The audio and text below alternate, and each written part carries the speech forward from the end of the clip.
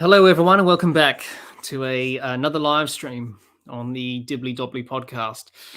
It's day 5 of this first Ashes test from Edgbaston, and the match is delicately poised. Australia 3 for 107, 30 overs.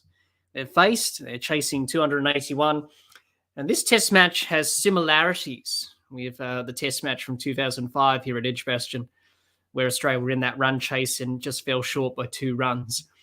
Shaping up to be an exciting day of Test match cricket. Unfortunately, the rain has played spoil sport, and unfortunately, the rain has brought about a delayed start. And the rain is passing through Edgbaston as we speak. So, not much to talk about in terms of any cricket starting in the near future. It's not really much happening at the moment. That rain is just frustrating at the moment. But that was to be forecast. So it's going to be a frustrating wait as we try and get back into the start of things on day 5. But I think both teams will be reasonably happy with where they're at the match at the moment.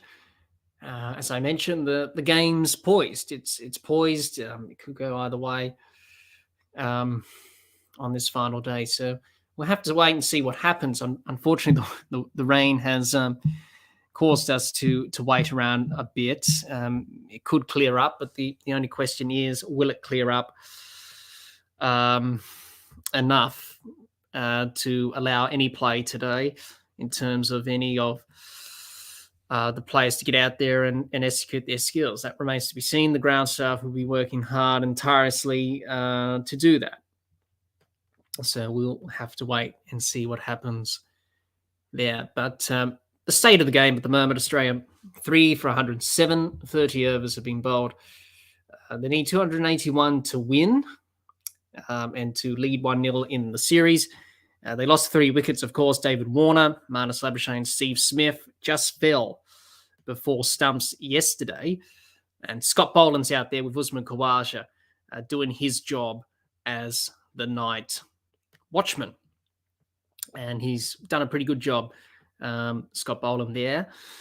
So that's pretty much all that we've got at the moment. So as we wait, and as we wait patiently for the day's play to start, definitely this first session is probably most likely going to be washed out, and maybe a delayed start for the second session, and that will take heaps of time out of the game.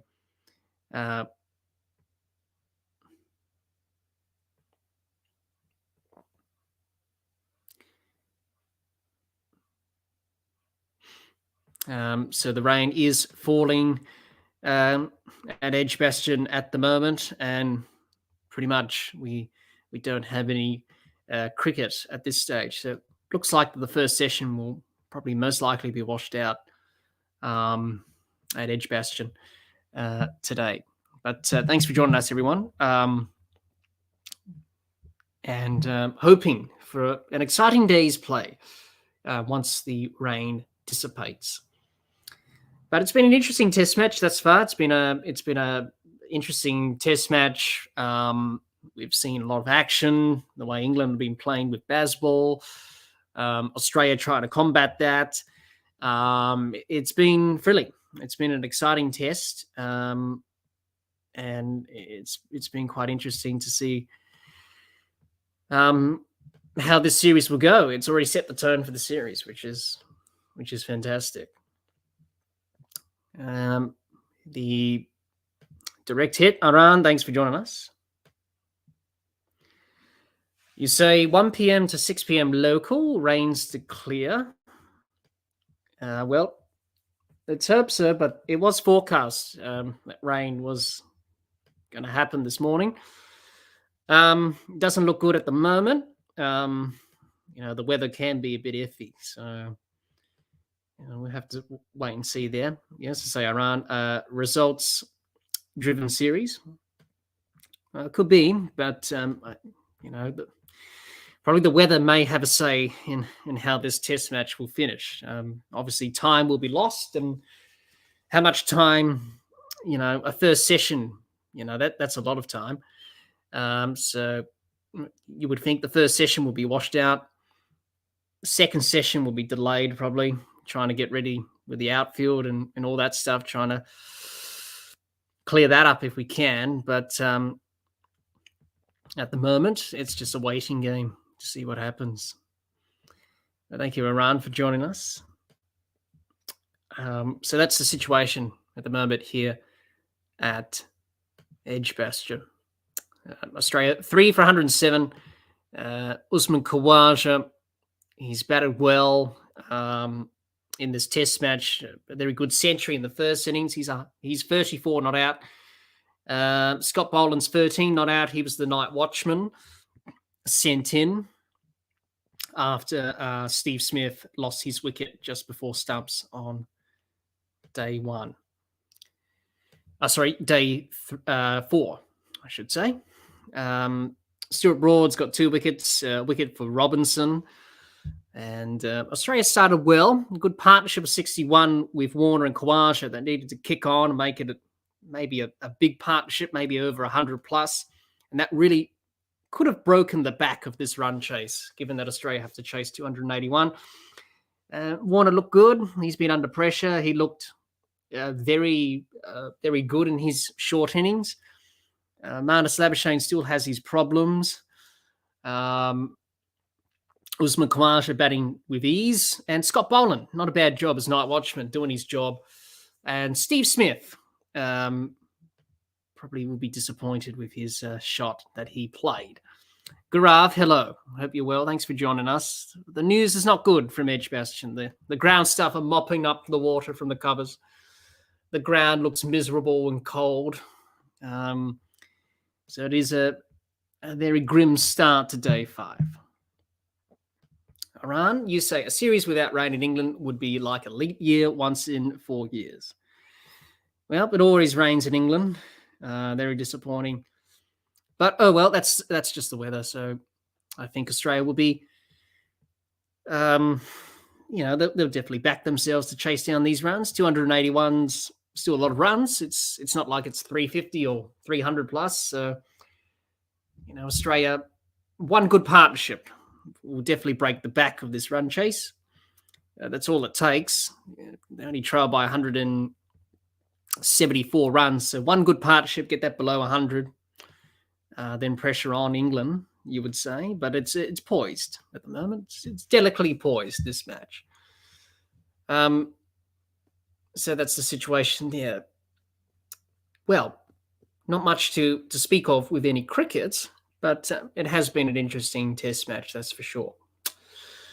Alrighty then. So with this first session probably washed out, which looks likely, and probably lunch will be taken early, and probably a delayed start to the second session, which will take more time out of the game as the weather plays its part today. We are going to still be live, so we're not going to go anywhere. We're still going to be on. We're still going to be live, but we're going to play some old episodes of the podcast to fill in the time as we wait for the weather to clear. Now, I've had the honor of speaking to a lot of people on the podcast over the last couple of years on various other things in cricket from around the world. So it's been great fun talking with all those people. And I thought, well, to pass the time, seeing that we have this rain delay, we might as well just go back and re-look at some old episodes for you to enjoy. So if you are dropping in with the stream, so we're going to be doing that. So we'll do that in a minute, and we'll get to Gaurav's comment here. You say a lot depends on Travis Head for Australia chasing down. Well, yes, he's the key. He's definitely the key, of course. Travis Head playing the way he is. If he gets going, Australia get one good partnership. That's pretty much, you would think, the game done. And one good partnership, that's all it takes to break the back of this run chase. And he's definitely the key, Travis Head. So he has a big role to play, not only in this test, but in the series as well. So, as I mentioned before, we're still going to be live, but we're going to go back and have a look at some old episodes of the podcast for everyone to enjoy. And for the first one that we're going to look back on is that I had the honor of speaking to a couple of Americans a couple of years ago, Nick and Gabe from Cricket for Americans. And they're a great bunch of lads. They were my first ever guests on the podcast a couple of years ago. And we talked all things cricket, of course. Nick and Gabe have a YouTube channel called Cricket for Americans. They love cricket. They're into cricket. And they have a YouTube channel which has over 17,000 subscribers, which is quite phenomenal. So we had them on the podcast a couple of years ago. We talked about cricket. We talked about that. We talked about how they started getting into cricket and all that stuff. But we also talked about the Ashes and seeing that the Ashes are on, and it's more than convenient to show that episode that we did. So during our cricket discussion with Nick and Gabe from Cricket for Americans, we talked about the Ashes. We talked about everything there is about the Ashes, the history behind it, etc. It was a little bit old. This is from 2 years ago, so it's just before the last series in Australia in 2021-22. But nonetheless, it was a great chat that I had with Nick and Gabe on all things Ashes cricket. So to fill in the time for this rain delay and during this rain delay, to fill in the time, we might as well enjoy Nick and Gabe speaking to me about Ashes cricket. So sit back and enjoy it. So here's Nick and Gabe from Cricket for Americans speaking to me about all things Ashes cricket. So enjoy. The Dibbly-Dobbly podcast. Remember to like, share, comment, subscribe, and click the bell to make sure you get the latest episodes of the podcast. Be sure to like and share our Facebook page and follow us on Twitter. Now moving on to, well, probably the biggest rivalry in cricket. You would agree, Nick and Gabe, and obviously you've just reacted to the Ashes, of course. I'm talking about the Ashes, of course. I'm talking about this little guy right here. The Ashes urn. This is what it's all about in Ashes cricket. So let's talk about the Ashes. Nick and Gabe, you reacted to the 05 Ashes series. You just finished that finally. It took a while. What were your thoughts from that amazing series? That's why you're sort of thinking, wow, now I know why people say that this is the best series that ever was in an Ashes series. It's all about the passion. I mean, you said it yourself. It's not part of the WT, or maybe it is now part of the WTC. I'm not sure. I guess it is. Made that official WTC eyes, but before that, it was that rivalry. I mean, no one else is invited. That's the thing that blew me away when I first learned about it. Like, no one. This is England and Australia going toe to toe. It's like a prize fight or something. And it's 5 matches. It's not a 3-match thing or a 2, or it's 5 matches. And I mean, when we were watching the test, you know, just the pride of just retaining the Ashes, right? Just at least we retained it, for crying out loud. That was phenomenal to see. But I mean, it's back and forth. It's okay. You won the first match. I mean, it's incredible. And I don't know, you can tell me more about this. I don't get the sense that these two teams, the players, at least the current players, hate each other. But I know the rivalries, I know the fan bases, and it's probably more of a love-hate thing, but it's just, it's Yankees, Red Sox, you know? I mean, it's just these huge rivalries. It's Manchester and what's the other one? I can't think of it right now, the football club, but those are huge rivalries that are in sports, and it's great to see. Yeah, absolutely. Excited to experience our first. That's live. what the Ashes is about. You know, as a kid growing up, you look forward to an Ashes series. You know, I've seen many series where Australia's lost in England, and up until 2019, we finally won, and I was like, you know, I'm glad I saw that, because the last one was in 2001 by Steve Waugh. Many great moments in Ashes cricket, and Nick and Gabe. The one documentary I would suggest that you should watch is called Forged in Fire. I've got a DVD on it. It's about the Ashes. It was made by Cricket Australia. They commissioned it by this guy. So I think you can get it on Amazon, I think. I'm not sure. But if you can access it, please watch that. You will learn more about the Ashes in that video, in that documentary. I'll definitely check it out. I mean, for me, it was I tell you what, it was a great watch, and just the history of the game, the passion of the Ashes it's amazing, and it's on my bucket list. That's one of the things I'm gonna do. And it's funny, you know, I've got a couple sporting events. I mean, I've already been to an NFL divisional championship. I got to see my Giants beat San Francisco the year they won the Super Bowl, and gonna go to a baseball World Series. Still haven't done that, and gonna go to the Ashes, man. Gonna go to the Ashes. I'll plan my trip to England because the wife wants to go around the year, you know, when the Ashes are gonna be held at England or whatnot. And do it strategically that way. I'll do it strategically that way. Exactly. Yeah. Well, it's in another 4 years. It's every 4 years, alternating between Australia and England. So the last series here was in 2017-18. So it's every 4 years. And it comes around so quickly. But going back to amazing moments in the Ashes, you've got amazing Adelaide 2006-7, Shane Warne's ball of the century in 93. Shane Warne's hat trick. I know you've reacted to that. His hat trick at the MCG 94-95. You know, the Australian team in 1989 that started that great dynasty. They were called the worst side to tour England, and they won 4-0 out of 6. Because back then they played 6 test matches in the Ashes. 2 of them were washed off because of rain. They won 4-0. And then that started the dynasty up until 2005. Then you've got Headingley 1981 with Ian Botham, who smashed a century after England were asked to follow on. And he single-handedly got England back in the match. And Bob Willis, the late great Bob Willis, he's no longer with us. He got 8 wickets. He bowled like the wind. He got 8 wickets. You should check that out. Headingley 2019, the test documentary, Ben Stokes, what an innings. Unbelievable. Steve Waugh, his last ball century at the SCG in 2002-03, his last ever Ashes test, and Australia won that series, obviously. His last ball at the SCG, as I said, Steve Waugh's 100 at the Oval, he tore his calf. He batted on one leg in 2001. And there's a picture of him diving for a quick single to get the century. You know, look it up. And popping his helmet up. He's just on the ground. He lifts his bat up. You know, that's Steve Waugh in a nutshell. He was a fighter. He was a stubborn cricketer, but you know, that's what the Ashes is about. Shane Warne's 700th wicket at the MCG, his last ever test. He announced his retirement in that test match.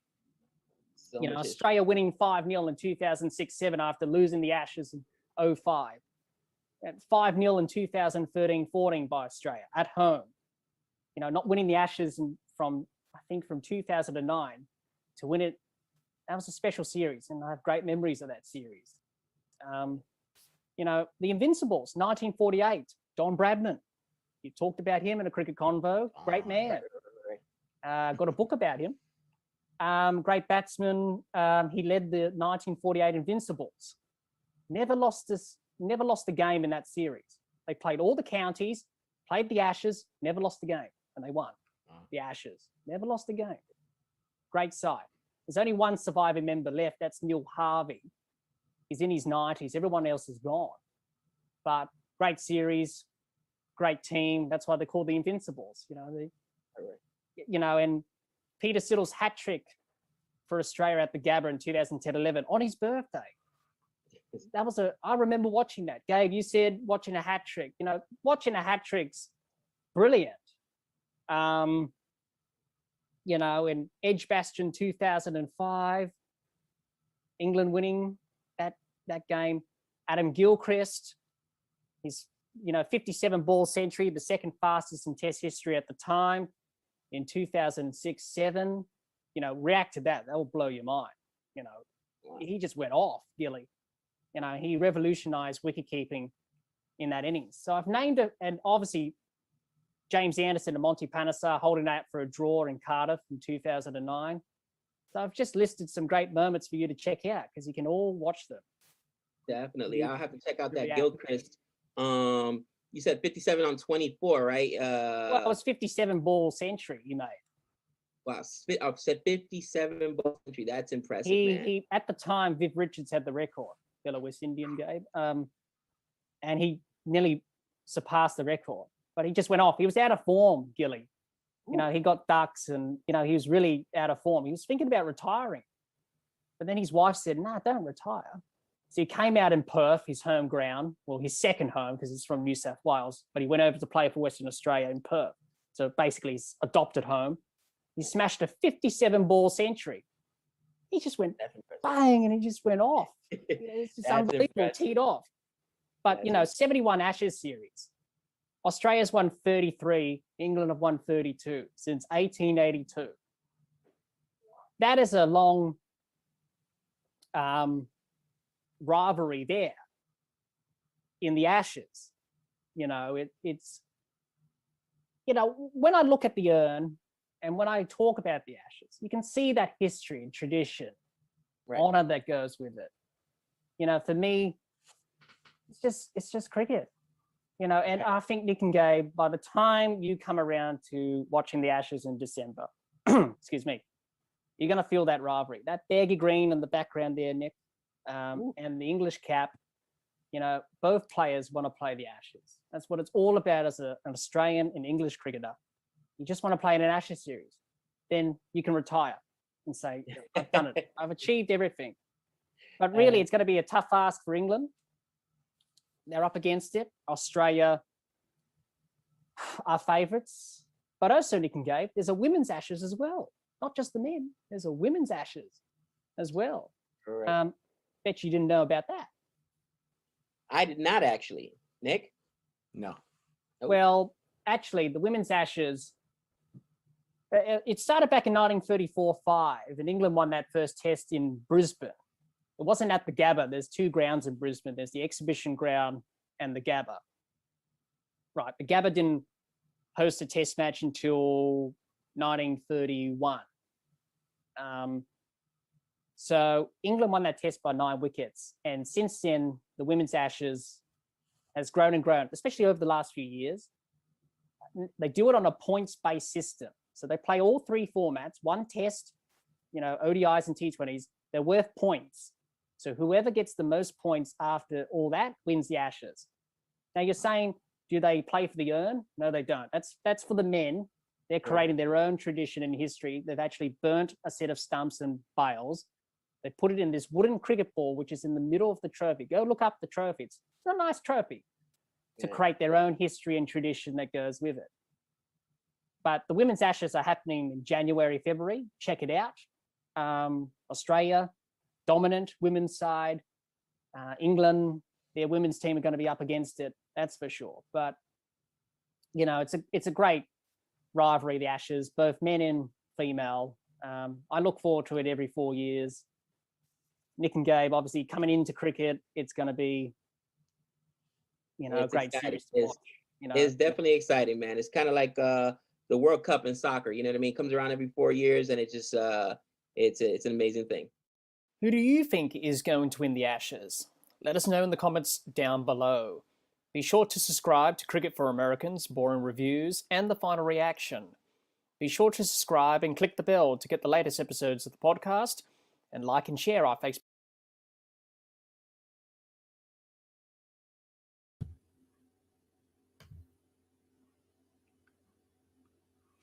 Hi everyone, and I hope you enjoyed that Ashes episode with Nick and Gabe from Cricket for Americans. Talking about all things Ashes cricket, which was nice to speak about Ashes cricket with Nick and Gabe a couple of years ago when they were on the podcast. So it was great to chat to them about all things Ashes cricket. Just a bit of an update on the situation at the moment at Edgbaston, as we'll just update everyone on that, and see where this test match is heading to on day 5. Obviously, a delayed start. There has been rain at Edgbaston. So lunch will be taken around about 12:30 local time. So that's not too far away at Edgbaston. It's around about 11:20 local time at Edgbaston. So lunch will be taken at 12:30. So no play before 1:10 at the earliest. But it's going to be a big effort from the ground staff to try and mop up the field after all the rain that Edgbaston has had over the last little period, a day and a bit. So that's the situation at the moment, and the weather slowly frustrating everyone in terms of how this final day is going. So with rain around still at Edgbaston, frustrating everyone. Just a reminder for those, everyone, we do have the link to Nick and Gabe's Ashes episode. That's in the chat for those who want to check out that episode. That was just showing before on the stream. And I hope everyone enjoyed that little snippet from Nick and Gabe talking about Ashes cricket. And it was great to have them on the podcast. So as we wait, the rain frustrating everyone on this final day here at Edgbaston. It's shaping up to be an exciting last day. And it's sure to be an exciting last day. This test match and the test match here in 2005 was very similar in terms of how the test match went about its course.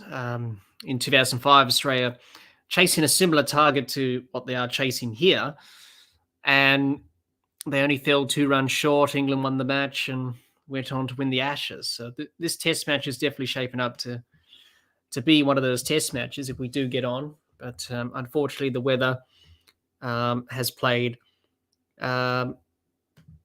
spoil sport, and a little bit frustrating with the weather today. But we wait as the weather clears and as we wait for good news. But just recapping again, lunch will be taken early, and then after that, we shall see what happens for the rest of the day. Hopefully the rain clears up. Hopefully we get some cricket. If not, so be it. That's just the way it goes in cricket when you're dealing with the rain and dealing with these interruptions to play. But that's just the way it is. But as we wait, you can vote in our poll, in our chat, who you reckon's going to win this test match. England, Australia. Is it going to be a draw? You never know. It could be a tie. You never know. All 4 results are possible.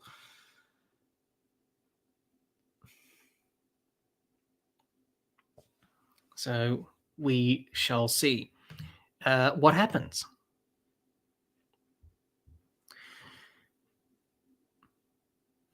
But definitely yesterday, Australia looked good in the run chase, and they were on track to put a big opening partnership on the board.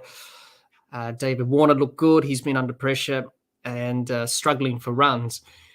Unfortunately, got out at the wrong time, and they added 61 for the first wicket, which was a pretty good start from Australia to try and pretty much break the back of the run chase. And if they could add on a big partnership, it would have done that, but they didn't. So for Australia today, when they do come out there, it's all about just one good partnership to really break the back of this run chase. Raj, hello, hope you're well. Thanks for joining us, Raj. Not much happening. Got no cricket on because of the rain. So that's a little bit frustrating. But we wait and we are patient. But we do have a guest who's joined me, and he's been on the podcast before, been on his channel as well. It's Aran from the Direct Hit who's joined us today. Aran, how are you? Welcome. Good. How are you? And your thoughts on this test match? Shaping up to be an exciting last day. Yeah, but kind of spoiled by the rain. Sorry, I Aran. should say. I Can't seem to hear you, Aran. I think you may be muted or something. So Let we me haven't got check. your audio there. Hello. It might be the fan. Nope, still not hearing you there. Uh, So Aran's got some technical problems. He's trying to can you sort hear me those now? things out. We'll get to your comment here, Raj. You say, I'm good. That's good, Raj. Hello. And you say, 1, yeah, 2, but we have news that it's 3. going to be good post-lunch. Raj says we can hear him. Oh, sorry. My mistake, Aran. I accidentally muted myself on the other end here. That's why I didn't hear you. Okay. Now you can hear me. I was like, I can't hear you. I just remembered that I accidentally muted myself from my end. So all good. All good, everyone. Okay. So no problems there. That was just my feed. But how are you, Aran? Hope you're well. And Good. Yeah, just came back to India last week from Canada, so that was quite a hectic travel. But yeah, nice to be back home. Yes. And this test match kind of just spoiled the mood. I was really excited. How is this going to finish? And now the rain as usual in England. So we're habitual to it. Can't do anything. Yeah, that's the frustrating thing, isn't it? But have you seen the test match? England, Bazball, Australia trying to combat it. It's quite interesting, Yeah, isn't I it? mean, it's more for the entertainment. I think they to an extent they take the result out of the question, because if it's still a result driven thing, but I still feel 30 that wouldn't have taken much time since Joe Root was batting so well. So could have added a bit more, but yeah, the test match is at an interesting stage. The wicket is turning. I don't know how much effect the rain will have on that pitch. So we've got to see that. But Moeen Ali, again, I still feel any domestic spinner could have been given a chance. This is just a dent in their confidence. The ones who are playing county cricket. So there are a lot of questions that might be answered after this test match, but yeah, you must be happy with the position Australia are in. Fairly reasonable. A little bit nervous, as Yeah. always in a run chase. But it has similarities with Edgbaston and 05. Yeah. Where Yeah, Australia lost by 2 407, runs. Yeah. 400 runs on the first day, both tests. So the numbers are similar, but it's very nerve-wracking to be in Australia's position at the moment. But it could have been worse. It could have been chasing 350 if England really got motoring, but they did well to pick it back to 280 in the end. Thanks everyone for joining us. Not good news, still rain around, but we can have a good chat about all things cricket. Oh yeah, qualifiers are also going on. Yeah, that's actually good. The West Indies got a fight, and so did I guess from USA, and Zimbabwe also got the run for their money. So that's good. Lower teams stepping up. Yeah. So those are happening at the moment. The World Cup later on this year in India, October, November, and we still haven't had the schedule released yet. All due it was to meant to be Pakistan. released during the World Test Championship, but it didn't happen. All due to Pakistan, mate. Apparently they have a new chairman in place right now. So the old one resigned today, and now they have a new one. So their chairman isn't fixed. Yeah, so we'll wait and see on that. Raj says USA and Nepal played great. Yes, they had some good results. Oman gave an upset. Yes, they won against Ireland, didn't they? I just saw that today. So the qualifiers happening at the moment. Do you think the West Indies and Sri Lanka will qualify, Aran, for this World Cup, or do you think? I mean, they should. That's the word around the corner. They should, because we're saying they should because teams are playing well. It's not a run over any team. So if they don't, I won't see it as a surprise. I mean, the standard Lanka has. Oh, there might be a bit of a lag there. Can you hear me now? We can hear you. Yep, that's all right. Yeah, so that's what I was saying. West Indies and Sri Lanka, why are they playing the qualifiers? The main reason is their standard is not there, right? The standard to beat the big teams in this format is not there anymore. So now they have to beat the lower ranked teams, and even they're not running over the lower ranked teams. So that's why they're there. And if they don't go through, don't be surprised if they fall short. So yeah, they need to really revamp the structure. Sammy is in there, so I hope Sammy does some good to West Indies cricket since he's in the coaching role now. And yeah, let's see. Only time will tell. Yeah. Raj says most probably Sri Lanka and the West Indies. Zimbabwe are going to give it a go as well, and they've had a good result early on. Raj says Sri Lanka are on the rise, though. Yes, be interesting. Yeah, only 2 spots available for the qualifiers. Obviously, 10-team World Cup in India later on this year, so it'll be interesting to see about that. Aran, we have to talk about the elephant in the room, and that was the WTC final last week. Disappointing result for India, but a good result for Australia. How did you assess it, being a supporter of India, of course? How did you see the match? It's basically you can't go on a few clouds in the sky and then make a decision, And I don't know if you heard that Ashwin statement, that full interview that just came out a couple of days ago, where he knew 48 hours before play that he wasn't going to be a part of the team. So that kind of reinstates that you're okay. You need to back data and conditions, but if he is not the number one bowler in your team, he's the number one bowler in the world. So that says something.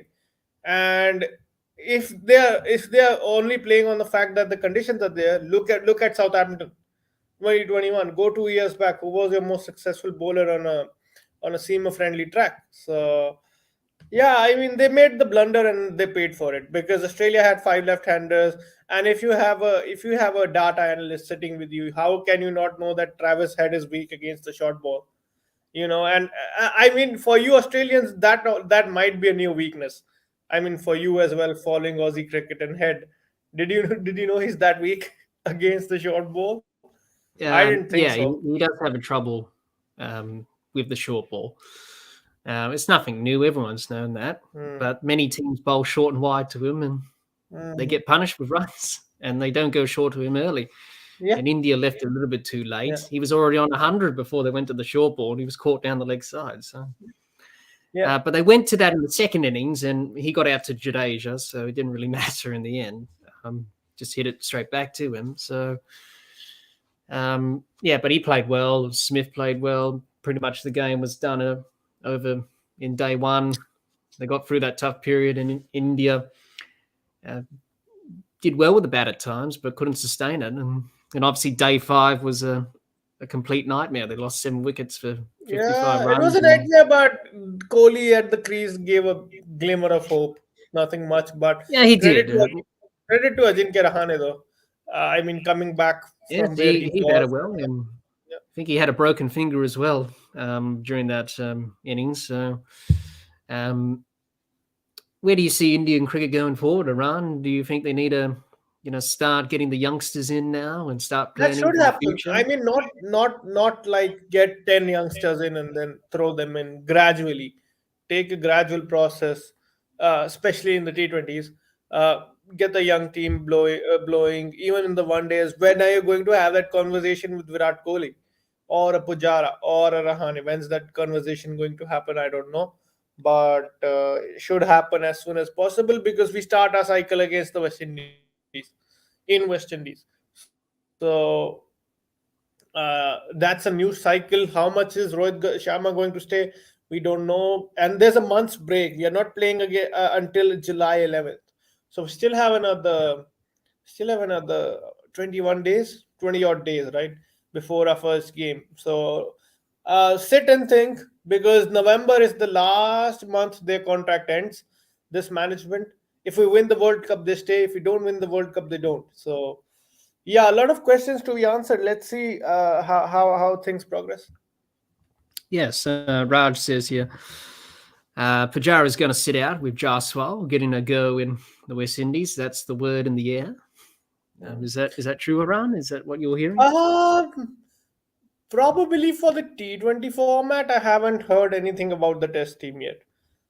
On my end, he is going to get a chance. Even Rinku Singh, Jitesh Sharma are in the mix for the T20 squad. So that I can tell you.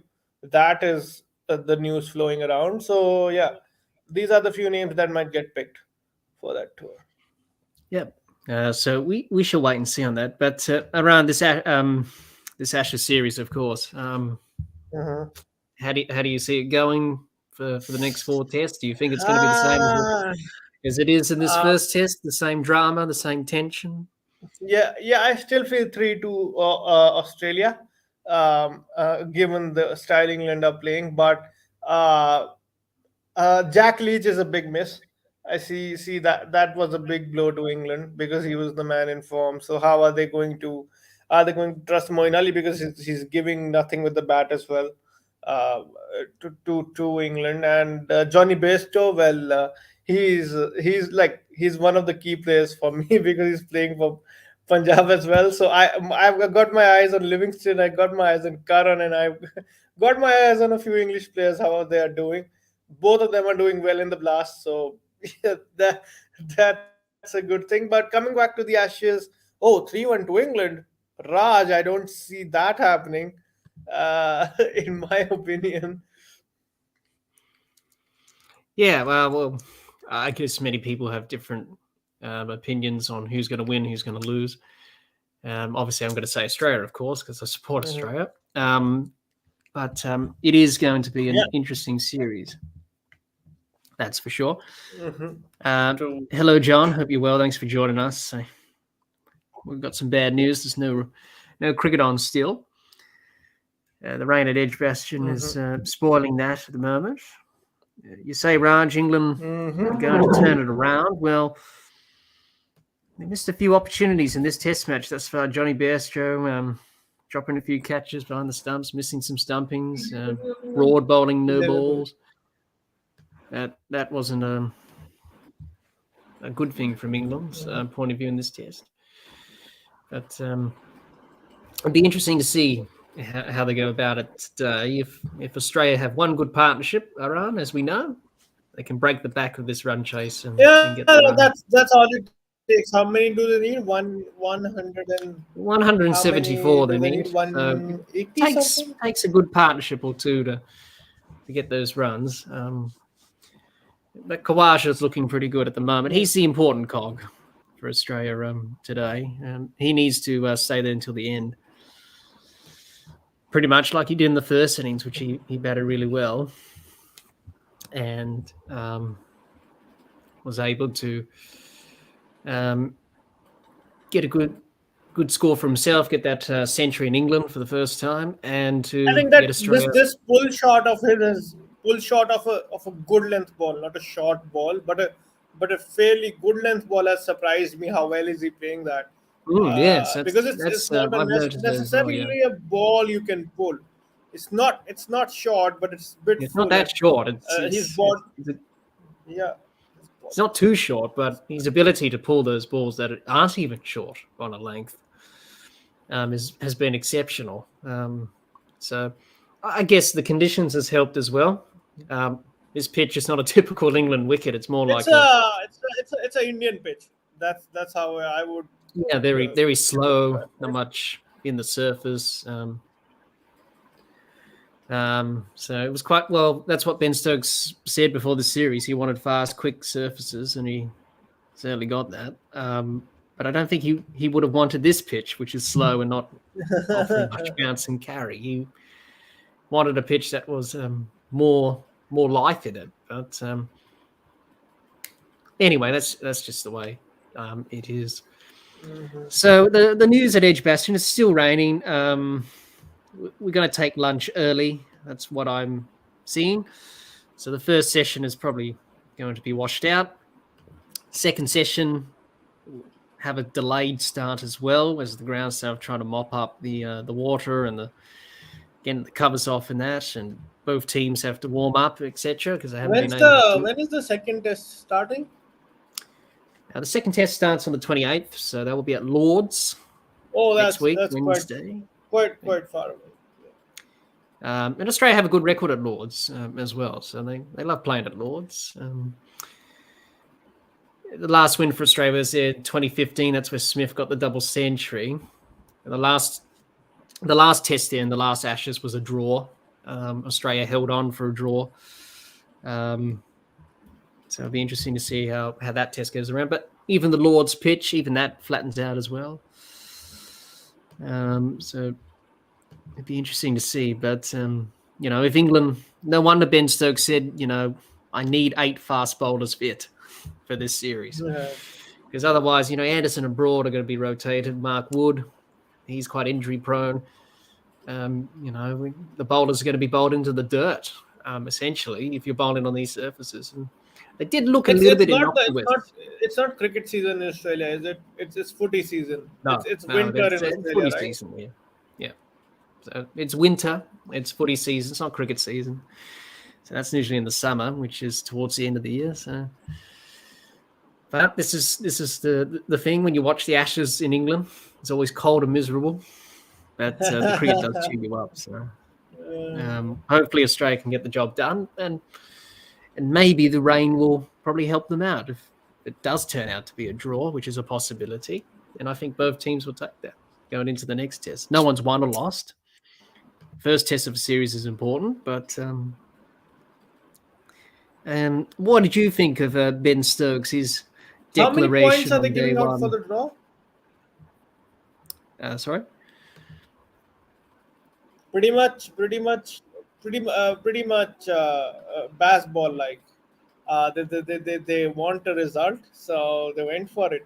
And I think they went on the theory that last 30 minutes for openers is tough. So they declared. So they took the punt and still took a 7-run lead, which I didn't think is going to happen with the Vic carry and Cummins coming with the bat is a huge positive. I mean, he dropped off in the last few years, but this was a good knock from him. Yeah. Yeah, he bowled well yesterday. That delivery got rid of Pope. That Yorker to get his off stump out of the ground was pretty good. The LBW to Stokes was a pretty good ball as well, angling into the pads. So he stood up yesterday, Pat Cummins. But a lot of talk on Pat Cummins' tactics and strategy with the field placements and giving easy singles and not attacking fields like Ben Stokes. Quite unusual, unorthodox fields, but they seem to work. Especially to Usman Khawaja in the first innings when he had the umbrella field to Robinson. And, that was interesting to see. That was. And they went with that tactic again in the second innings, but Khawaja was up to the task and all was well. So, the news is it's still raining at Edgbaston, and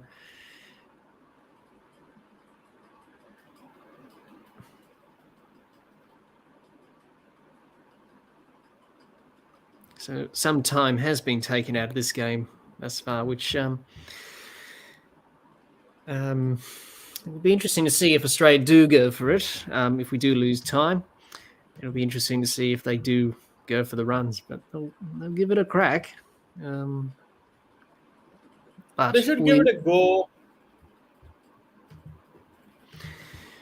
It'll be interesting. Travis Head will be key, as always, and Usman Khawaja's out there, so he'll be key. And Scott Boland, the night watchman, will be key as well in terms of frustrating England and just putting on those frustrating runs as you do as a night watchman. But if he can have a good partnership with Khawaja and get off to a running start, then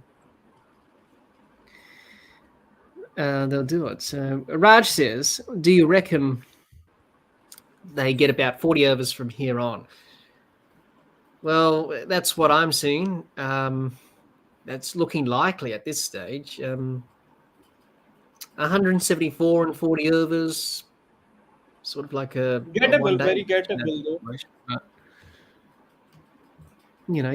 they could do it in that time. That depends whether or not Australia want to, risk it, because at the end of the day, yes, England will go and try and force a result because that's the way they want to do it.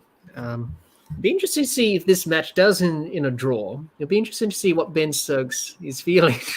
I don't think he'll be too pleased. It will be interesting to see what he has to say after the match if it is a draw. So Well, they haven't had a draw yet, England, in this new Stokes-McCullum sort of era. They've all been results, but you can't really control the weather, and you can't control that aspect. So it's not like Ben Stokes has a switch that he can flick on and off to stop the rain. But it'll be interesting. But that's a lot of time lost. Obviously, 40 overs. That's still a lot of overs, but whether we're going to get those overs in remains to be seen. Over rates being poor. WTC final, they were poor. This test match, they've been poor. We've lost a significant amount of overs.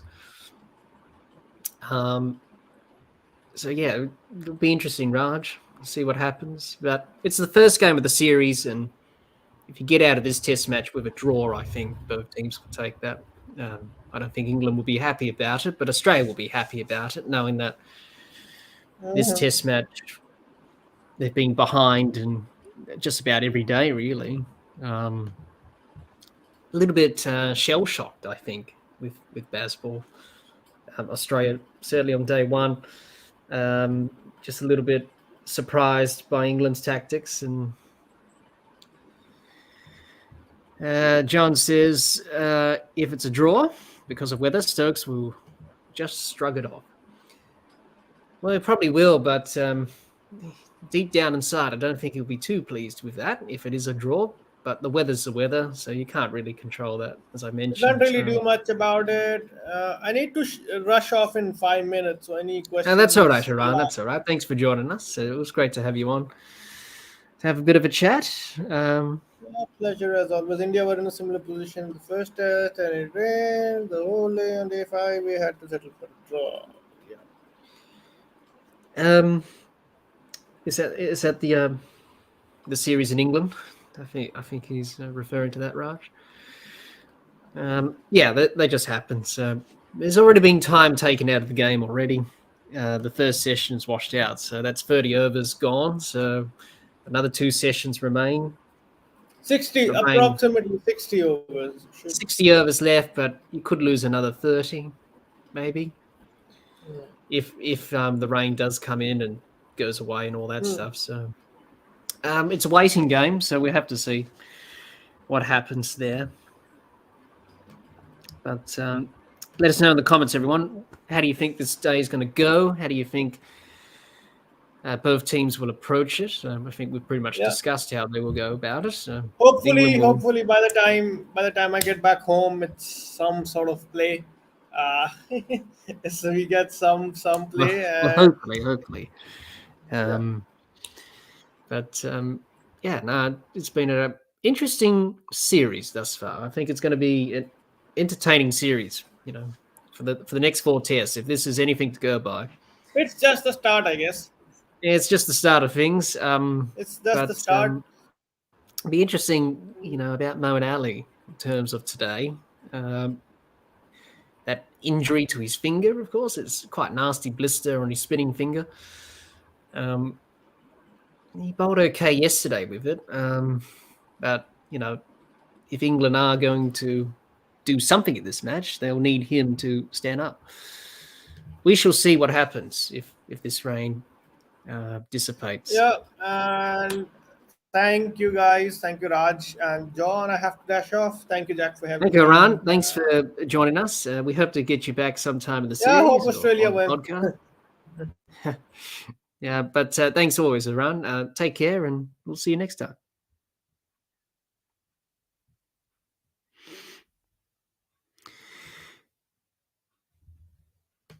I think Aran has some technical problems there, but it was great to have Aran with us from the Direct Hit. Make sure you go check out his channel. I've been on his channel before to talk cricket, so it was always great to talk cricket with Aran as always. Raj, you say it could go 2-2 for the series. That would be interesting. Not good enough for Australia to winning the series, but still retaining it, and a bad look for baseball in England. I don't think Australia will be happy with a drawn series, Raj. It's just like 2019. Yes, you retain the Ashes, but you want to win them. So a drawn series is probably not on the cards for Australia. We'll want to win 3 Test matches at least to retain the Ashes and win the series outright. John says, "I'll settle for a draw from here if too much time is lost." Yeah, I think that's just the way it is with the weather. It's frustrating at the moment. So that is where we're at the moment. So the rain is still falling. It's miserable, cold, and wet at Edgbaston, and it's quite a very poor start to the day, which is frustrating. But we are still going to be here. We're still going to be live, and if we have any cricket, we'll definitely stream it. But we are going to, in the meantime, as we wait, we are going to go back and look at some old episodes of the podcast for your enjoyment and entertainment.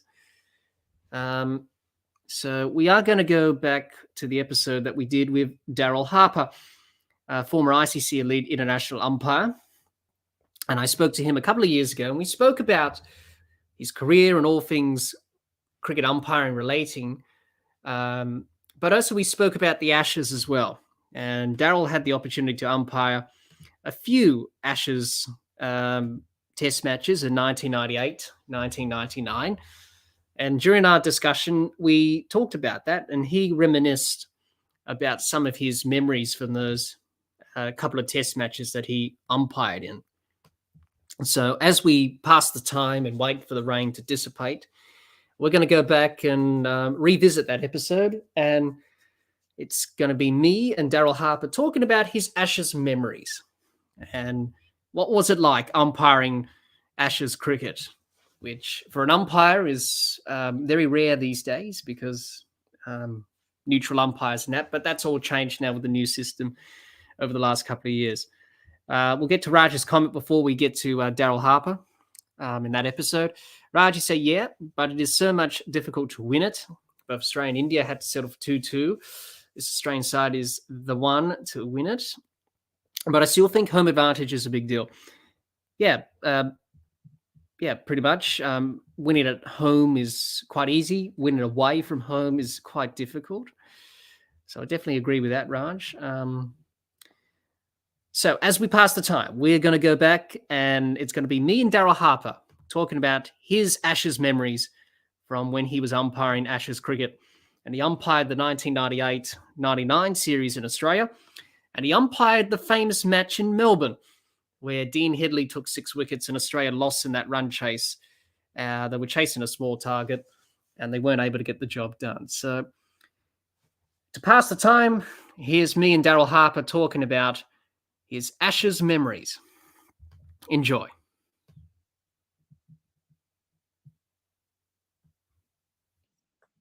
Podcast. Remember to like, share, comment, subscribe, and click the bell to make sure you get the latest episodes of the podcast. Be sure to like and share our Facebook page and follow us on Twitter and on Instagram. So then 4 years later, after your ODI debut, you umpired your first test match, which was back in Perth again, this time in the Ashes between Australia and England. What are your memories from that day, and what was it like umpiring an Ashes test? It was extraordinary, actually. To get a test in the first place was pretty exciting, but for it to be an Ashes test was unbelievable. My second was also an Ashes test.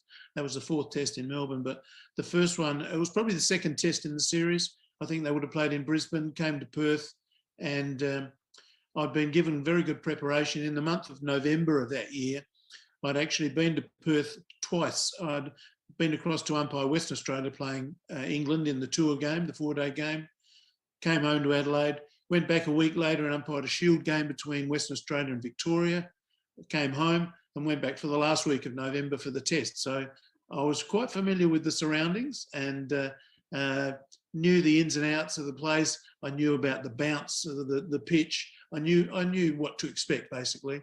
And Australia ran through England pretty quickly, and it was all over in 2.5 days. It was quite disappointing, actually, that it finished so quickly.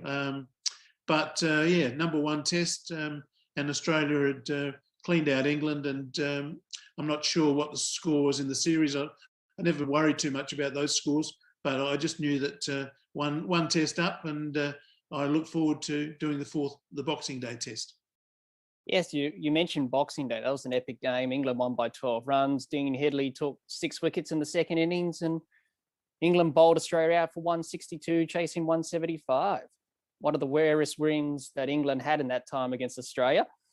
Yep. And you also did another Ashes test, but this time as a TV umpire. That was back in 2002-03, and back in Perth again.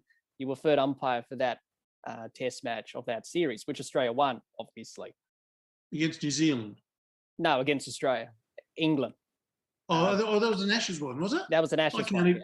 I cannot recall doing that at all. But there, I'll take your word for it. Well, it says you do. It said you were third umpire for that match, so I'm going to believe what ESPN say on that. So be it.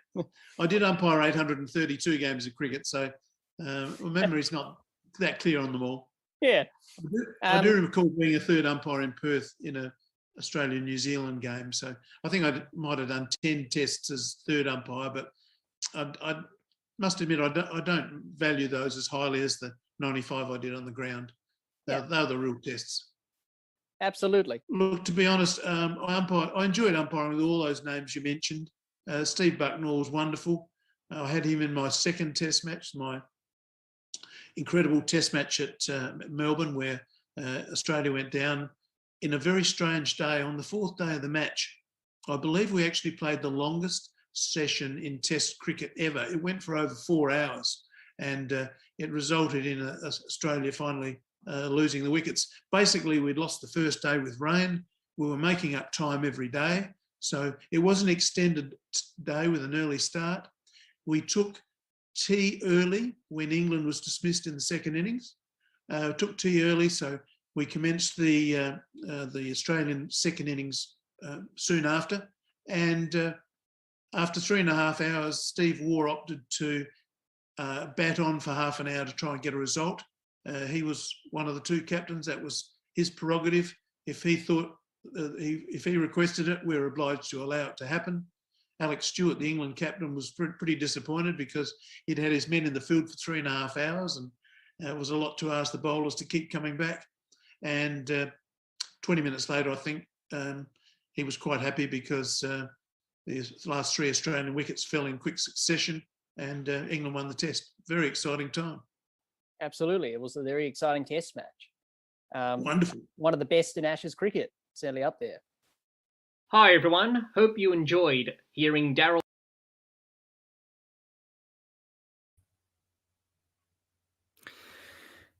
Hi, everyone, and hope you enjoyed that episode with me and Daryl Harper talking about his Ashes memories. And it was great to hear what Daryl had to recall from his time umpiring Ashes cricket, which was quite interesting to hear. The link to that episode is in the description in the chat. And that was a good cricket discussion that I had with Daryl. And we spoke about a whole different heap of other things as well. So let's go back to another episode on the podcast that we had. And we've had many guests that we've had on the podcast, and over the last 3 years or so, talking about cricket, and talking about many things to do within the game of cricket. And one of those episodes is that we had Jared Kimber on. Jared Kimber, one of those respected journalists and pundits in the game. We had him on a couple of years ago to talk about the Ashes in the lead up to the last Ashes series in Australia. And during our cricket discussion, I said to Jared, what's special about the Ashes? And Jared talked about why this Ashes series between Australia and England's so special. Why is it the one series that everyone gets so worked up for, looked forward to this series. So that was an interesting chat that I had with Jared Kimber a couple of years ago in the lead up to the last Ashes series on the Ashes and what's special about the Ashes. So to pass the time as the rain falls here at Edgbaston, let's go back to that episode that we did with Jared Kimber on what's special about the Ashes with Jared Kimber. Enjoy.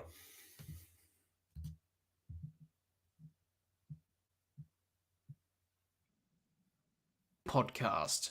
Remember to like, share, comment, subscribe, and click the bell to make sure you get the latest episodes of the podcast. Be sure to like and share our Facebook page and follow us on Twitter and on Instagram. Pleasure.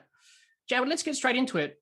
Before we get into talking about both Australia and England and discussing how both teams will go in this year's Ashes series, let's talk about the Ashes in general and what makes it so special. Jared, for over 139 years, the Ashes has captivated us. People who don't support Australia and England watch the Ashes. People within Australia and England who don't even follow cricket, watch cricket, they watch and talk about the Ashes. The Ashes has a certain aura and vibe about it, which makes it different to any other bilateral series. It's full of history and tradition, and you see that when you see the Ashes earn and watch the Ashes. Jared, what are your memories from watching the Ashes, and why does this series captivate us the way it does? Well, it's old. I don't think you can deny the fact that the Ashes was a big deal before the Olympics, modern Olympics came around.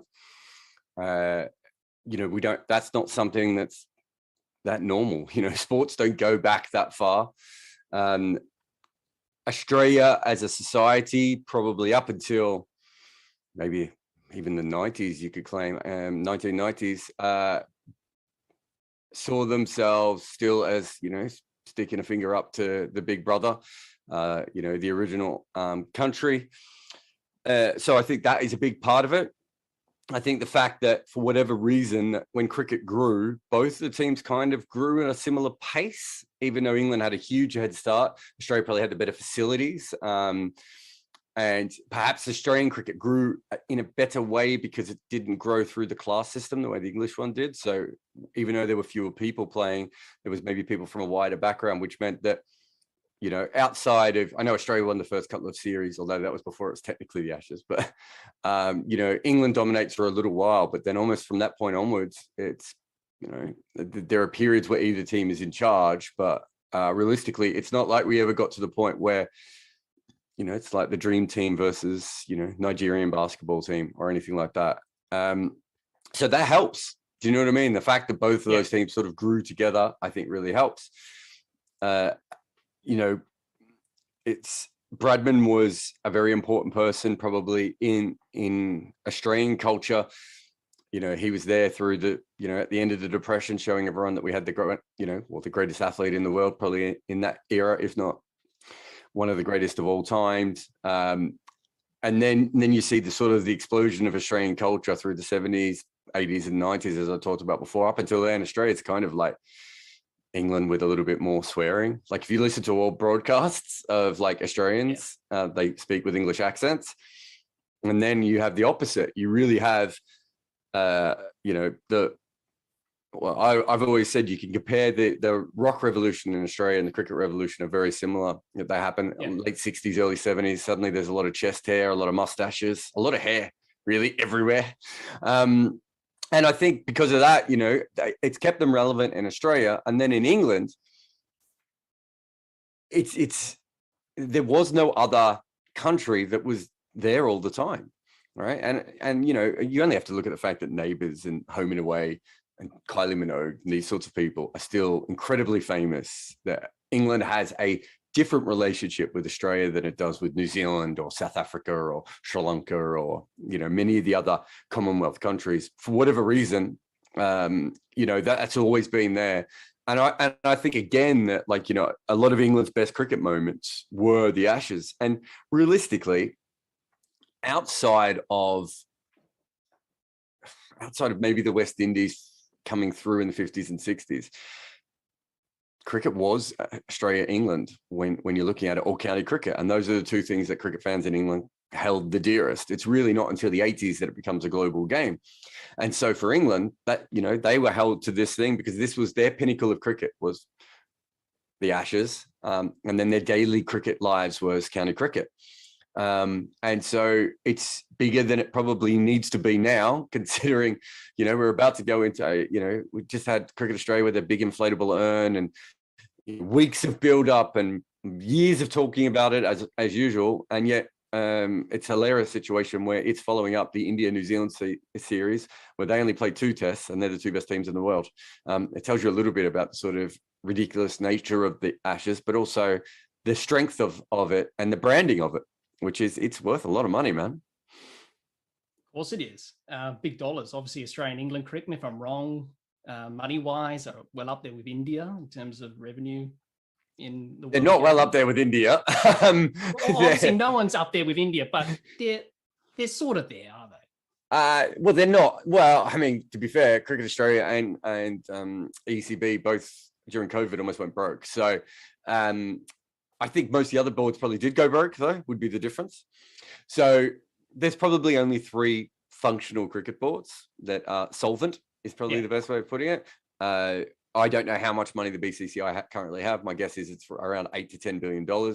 Neither Cricket Australia or the ECB have $1 billion, and not even anywhere near it. So they're a long, long way off, but they make money, and that is different. And the Ashes is a big reason why they make money. They're also the last 2 cricket cultures, and I kind of include India in this. I think Australia and England are really the last 2 cricket cultures that actually make money off people going to grounds. Everyone else has basically moved to a sponsorship and cable TV and eventually streaming going forward, rights deals. That's how they make their money. You know, the ECB, I think it's 70 or 80 quid to go to a test match in London. So what's that, about 150 Australian dollars? And, you know, the MCGs and, you know, well, the new Perth Stadium, they're a lot cheaper. I can't remember what the latest things are. I haven't had to walk into Australian ground for a while and have a look at the prices. But because of the sheer numbers of people you can get in those grounds, they make a lot of money from ticket sales as well. So it's quite interesting that they're still hanging on to the traditional methods where the rest of cricket is basically TV, streaming and advertising now. Yeah, absolutely. Just a curious question before we move on to talking about the teams. If this Ashes series did not go ahead, how much money would Cricket Australia lose in the ECB if this series did not go ahead? Because there was some doubt about the series not going ahead. Well, this is how badly run cricket is. ECB would lose no money, which is part of the problem with world cricket, is that you don't actually make any money from touring. The only reason you tour is to get someone to tour you. Which is why there's such inequity between all those cricket boards. There's no reason why those cricket boards should be not solvent if cricket was run better. I don't know what the numbers are. You'd have to have a look at it. The thing is, it was never going to be cancelled. It would have just been played somewhere else, whether it would be in the UAE or Sri Lanka or, you know, anywhere they would have been able to play it, it would have been played. So they would never have missed out on it. What they might have got was a bit of a haircut because it wouldn't have been played perhaps in the peak of the summer, and they would have lost out on those ticket sales that I was talking about before. But yeah, I don't know what the current number is. I know that overall it's still better to play. It's still better to have India tour than have an Ashes on, but to have an Ashes is still we're still talking 150 to 200 million dollars, I would assume. That not all of that is obviously revenue, and there's a lot of hosting costs and everything there. But if it was to drop out of the schedule completely, that's probably the source of money that you'd be looking at Cricket Australia losing. And if you compare that to the Big Bash, that's probably 4 or 5 times what the Big Bash is for a shorter period. So you can see why Australia and England are so keen for it. But yeah, it would never have dropped out altogether, because it's worth that much money. Of course. And basically cricket's a money game, really. It's like sport in general. It's like, well, sport only. I think there's always this feeling amongst some fans that like, oh, it's this pure game. And the reason we are sitting here talking about cricket today is because people realized that you could charge extra money when WG Grace played in a match, right? That was 150 years ago. Nothing has ever changed. It's always been about money. From the moment we put up a fence around the ground, it was about money. And all sport has always been about money. The difference now is that thankfully some of the people playing it are making some of the money. And that has changed a little bit. And that wasn't always the case, obviously, looking back at the history of sport. So yeah, it exists because it's a brilliant sport, and it makes money because it's a brilliant sport. Those two things are connected. Hi everyone, hope you enjoyed listening to Jared and I talk about the Ashes.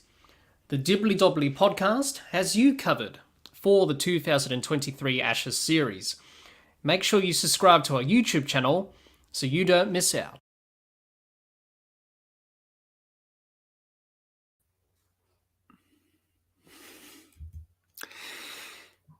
That was me speaking to Jared Kimber about what's special about the Ashes. I hope you enjoyed that. The link to that episode is in the chat for those who want to watch that. That was me speaking to Jared Kimber a couple of years ago on what's special about the Ashes in the lead up to the last Ashes series in 2021-2022.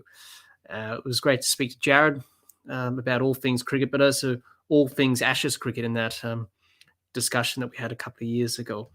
So I hope you enjoyed listening to that as we pass the time.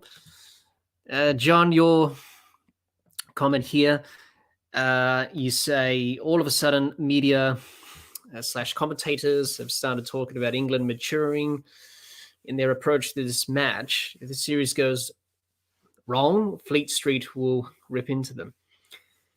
Well, that's been the talk. Ben Stokes has been asked that question: what happens if you lose this series, and do you going to change the approach to how you're playing the game?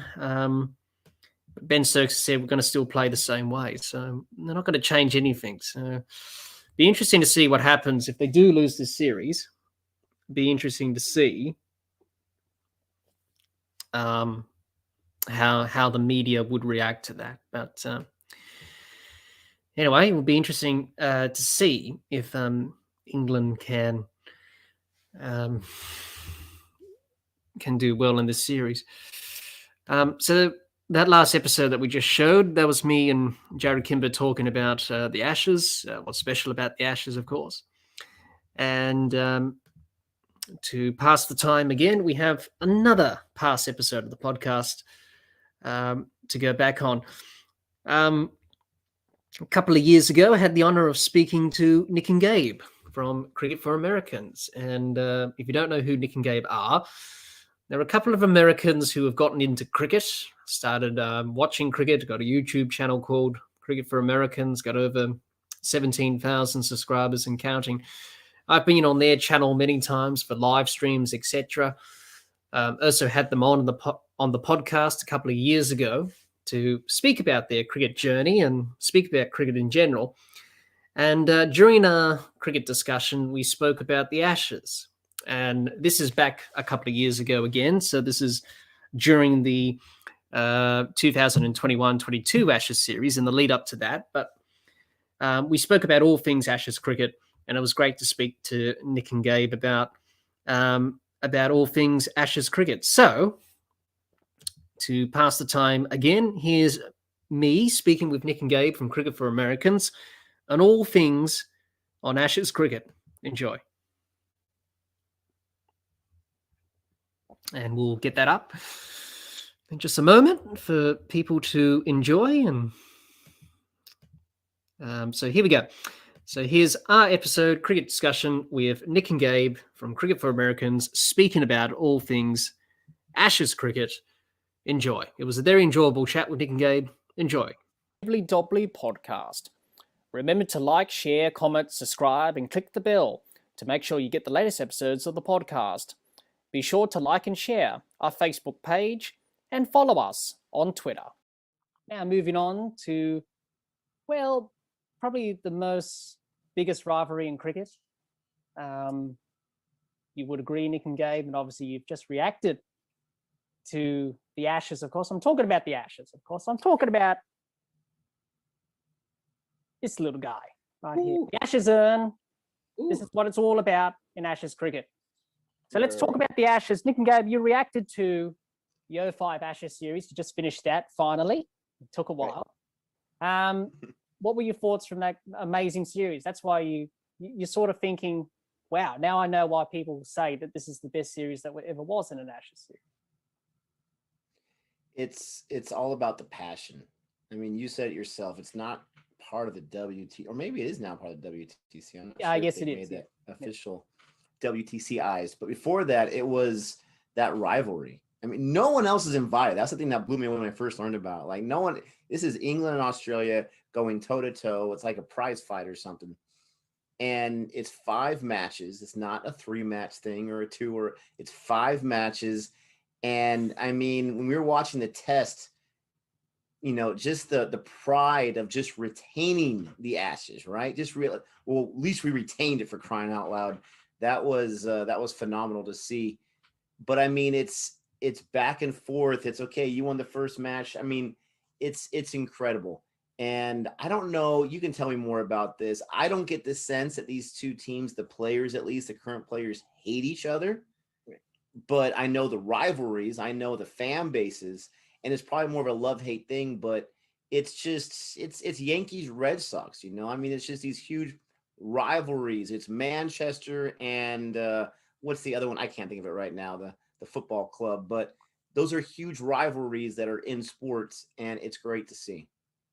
Yeah, absolutely. Excited to experience our first. You know, one that's live. what the Ashes is about. You know, as a kid growing up, you look forward to an Ashes series. You know, I've seen many series where Australia's lost in England, and up until 2019, we finally won, and I was like, you know, I'm glad I saw that, because the last one was in 2001 by Steve Waugh. Many great moments in Ashes cricket, and Nick and Gabe. The one documentary I would suggest that you should watch is called Forged in Fire.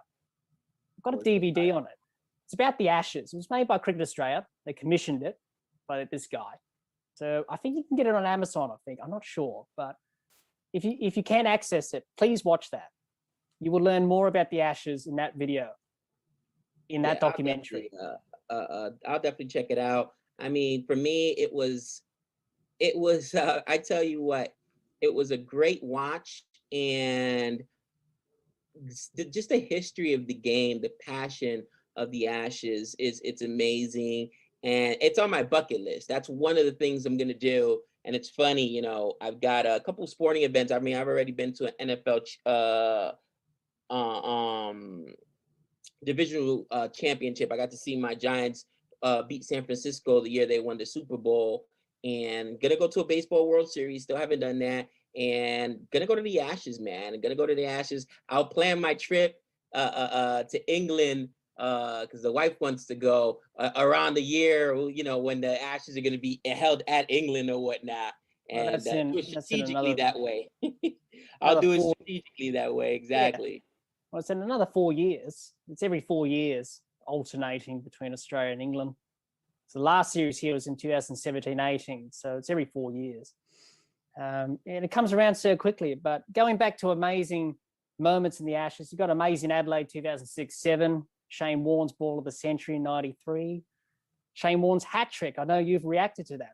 His hat trick at the MCG 94-95.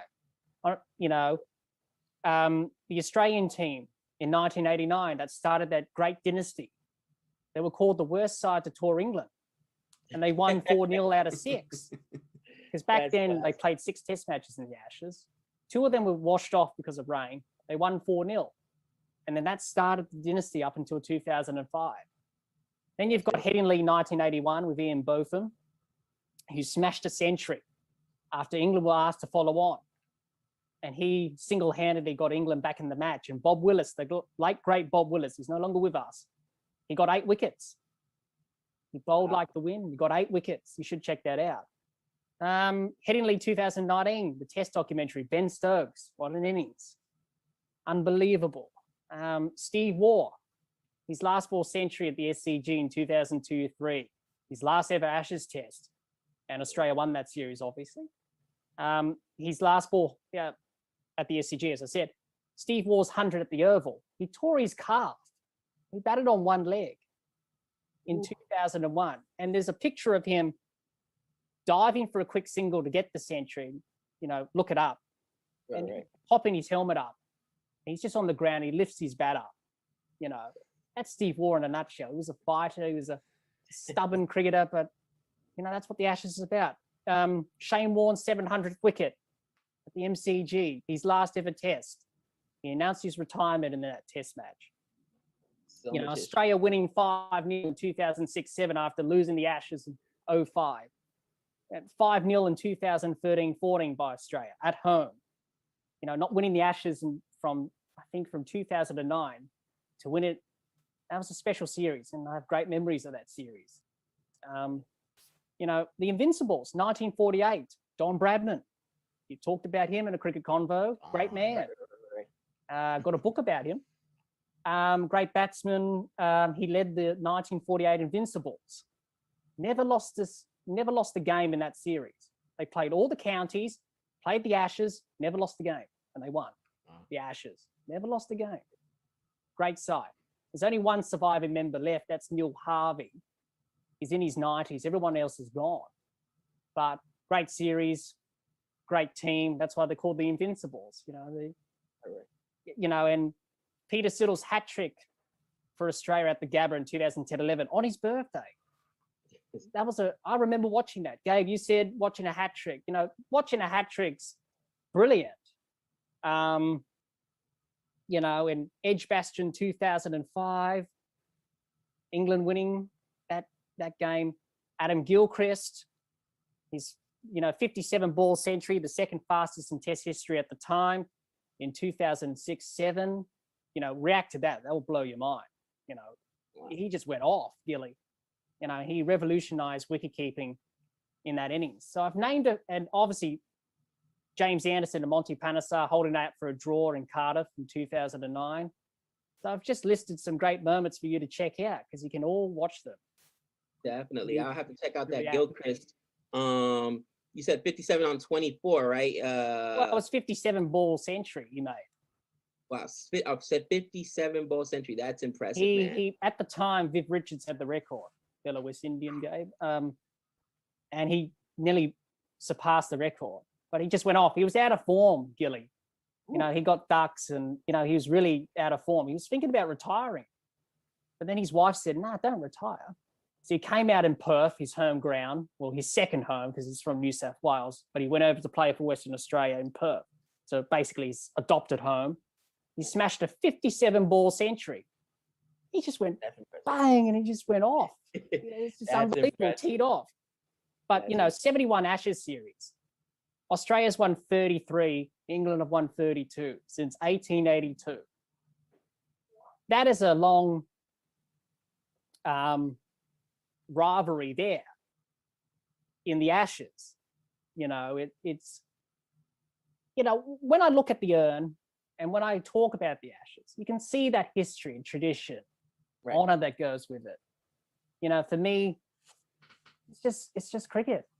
You know, and I think Nick and Gabe, by the time you come around to watching the Ashes in December, excuse me, you're going to feel that rivalry. That baggy green in the background there, Nick, and the English cap, you know, both players want to play the Ashes. That's what it's all about as an Australian and English cricketer. You just want to play in an Ashes series. Then you can retire and say, I've done it. I've achieved everything. But really, it's going to be a tough ask for England. They're up against it. Australia are favourites, but also Nick and Gabe, there's a women's Ashes as well. Not just the men. There's a women's Ashes as well. Bet you didn't know about that. I did not actually. Nick? No. Well, actually, the women's Ashes, it started back in 1934-5, and England won that first test in Brisbane. It wasn't at the Gabba. There's two grounds in Brisbane. There's the exhibition ground and the Gabba. Right, the Gabba didn't host a test match until 1931.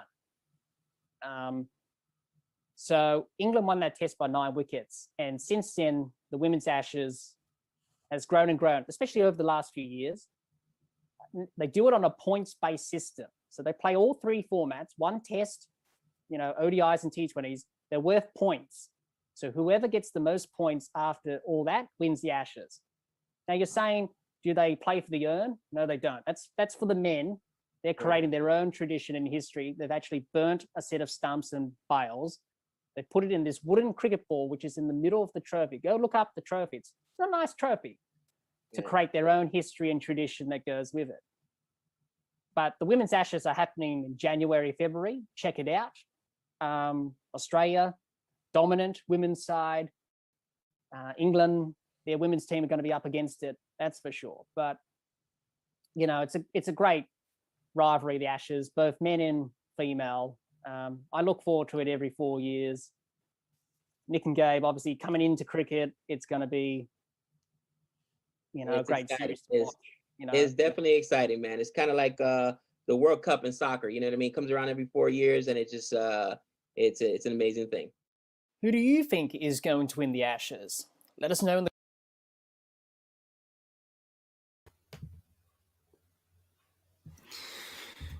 Hi everyone, and hope you enjoyed that cricket discussion that I had with Nick and Gabe from Cricket for Americans about the Ashes a couple of years ago. So the link to that episode is in the description of, in the comments, I should say. If you want to watch that episode in full. Also, the full episode of that is available on our YouTube channel as well. If you want to watch the full episode and the full cricket discussion that I had with Nick and Gabe in a couple of years ago in 2021 on the podcast, speaking about all things cricket. The news here from Edgbaston still is that it's still raining. Nothing much has changed. The rain is still falling. Australia 3 for 107. They need 174 runs to win. But the rain is playing spoil sport, and it is causing some disruptions. But apparently the umpires are out in the middle with a umbrella, having a look at the surface, having a look at the outfield. The pitch is still under covers, and they'll make their inspections and see what the ground staff can do, etc. As we wait for any news. So as we wait for any news or anything like that, it is still frustrating in terms of the weather. But just a recap of where the match is at. Australia 3 for 107 in the second innings, chasing 174 runs to win. Usman Khawaja 34 not out, Scott Boland 13. They've put on a good partnership together of 18, which is quite handy in the context of the match. So they will resume when play resumes shortly. But we have lost some time due to the first session pretty much not taking place and being washed out. So that's time taken out of the game, which is not good in terms of both teams trying to force a result from this test match. So it's quite disappointing in that aspect, and very disappointing indeed. But we just have to sit and wait and hope everything clears and we'll get some play going. So as we wait, as the weather continues to go down at Edgbaston, as the rain keeps pouring, we'll keep having a look back on past episodes of the podcast. And our next one is going to be with Gideon Haigh. Recently, last month, or a few months ago now, I had the privilege of speaking to Gideon Haigh, respected cricket journalist and author. Me and Gideon talked about a wide range of issues in the game of cricket, but we talked about this year's Ashes series, lead up to this series, how this series was going to be played between both teams. It was a very interesting discussion that I had with Gideon. So to pass the time, Here's us talking to Gideon Haigh about this year's Ashes series. And we'll get that up and people can enjoy that as we pass the time. As the rain keeps falling here at Edgbaston, we'll pass the time with an past episode. This is us speaking to Gideon Haigh about this year's Ashes series and the Ashes in general. Enjoy. Remember to like, share, comment, subscribe, and click the bell to make sure you get the latest episodes of the podcast. Be sure to like and share our Facebook page and follow us on Twitter and on Instagram. Hello, I'm Gideon Haigh, and you're listening to the Dibbly-Dobbly podcast. Now that's talking about yourself a bit, Gideon. Let's get into this cricket discussion. I chose some topics to talk about and discuss. And the first one, Gideon, seeing that the Ashes are coming up next month, which is not far away. Yeah. Another Ashes series. We just had the one in Australia a couple of years ago, and now 2023 in England. They seem to come by very quickly these days. Well, but let's talk about the Ashes. Broad's forgotten about that series. Yeah. Let's talk about the Ashes, Gideon, as I mentioned. Rich history, 141 years since 1882. We all know the one-off test at the Oval, which Australia won by 7 runs, and that started the legend. Fred the Spofford Demon, the fast bowler from Australia, got 14 wickets and bowled Australia to victory. And then the Sporting Times, the mock obituary, the famous words, the body will be cremated and the Ashes taken to Australia. And Ivor Bligh, the captain of England, led the team in 1882-83 to Australia and vowed to return to England with the Ashes, and he succeeded. And his wife, Florence Murphy, presented, as we now know as the Ashes urn, to him at Rupert's Wood, which is just outside of Melbourne, on Christmas Eve in 1882, as a symbol of love and a present, really, because they were in love and they got married soon after in 1884 in February. And the urn was kept on the mantelpiece at his home up until he passed away. And at his request, Florence gave it to the MCC in Lords, where it's been on display, I do believe, since 1927 or somewhere around about there. I think the first Australian team to actually see it was the 1930 team. She spoke to the team at a lunch, I think, at Lords, and inducted them in the legend. I mean, there's the difference, of course, between the symbolic Ashes and the physical Ashes. And people have understood that the physical Ashes, the symbolic Ashes have been in dispute since 1882, but they haven't had a physical manifestation until, as you say, Lord Darnley died, and that urn became the incarnation of a symbol that already existed. Absolutely. And Gideon, that goes on to my question. What makes the Ashes so special? Why is it this rivalry captivates us the way it does? Even people who don't watch cricket say, I hope we do well in the Ashes this year. Why is it that this rivalry captivates us the way it does? Well, I mean, the obvious first answer is continuity. I mean, it's continued uninterrupted since 1882, apart from 2 world wars. There's something about the fact that every modern Ashes, every current Ashes recalls Ashes before. It's not only access to contemporary cricket; it's a convenient aperture on the past. The other thing that's helped it is that it's been relatively even. Both England and Australia have had periods of success. Australia the greater over the duration, but England sufficient to keep them interested. Of course, it involves 2 peoples with a very great deal in common, but sufficient difference to nourish the narcissism of small differences. So the English and the Australians sort of define themselves in contradistinction to the other.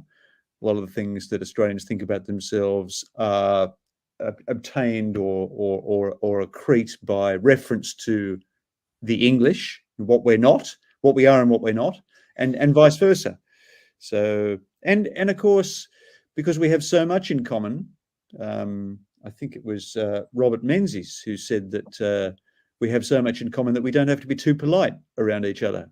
we can actually be quite rude and be confident that that both sides will come back for more. Yeah, absolutely. He did love his cricket, Robert Menzies. Yeah. Big cricket lover, just like John Howard was as well. But let's talk about the Ashes, Gideon. Let's talk about both teams.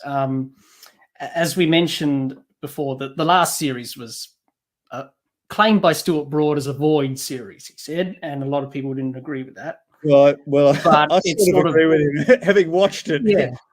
Having watched it, he's probably got a point, but I know how some people are. But it was one-sided. But since then, England have changed dramatically as a team under new leadership, Stokes and McCullum, and Australia have gone through some change as well. Now, Australia have held the Ashes since 2017-18, and England, the last time they won the Ashes was in 2015 in England. Yeah. So it's been Australia that's been dominating lately, and also the drawn series of the last series in 2019. But let's talk about Australia first of all, Gideon. They come into this Ashes series with a lack of preparation. That's not a new thing in cricket where you don't play tour matches. You know, the 1948 Invincibles played first-class matches throughout their tour of England and managed to win the Ashes and won everything, basically, because they were the Invincibles. They were great. But whereas these days, teams don't have that amount of preparation. The only preparation they have is the WTC final, which is next month against India. That's it. And you can't really treat that as a warm-up, can you? No, you because can't. it's a WTC final. Australia haven't won one, and they would like to add that to the trophy cabinet full of World Cups and T20 World Cups that we've won over the years and Ashes as well. But they've already announced the squad.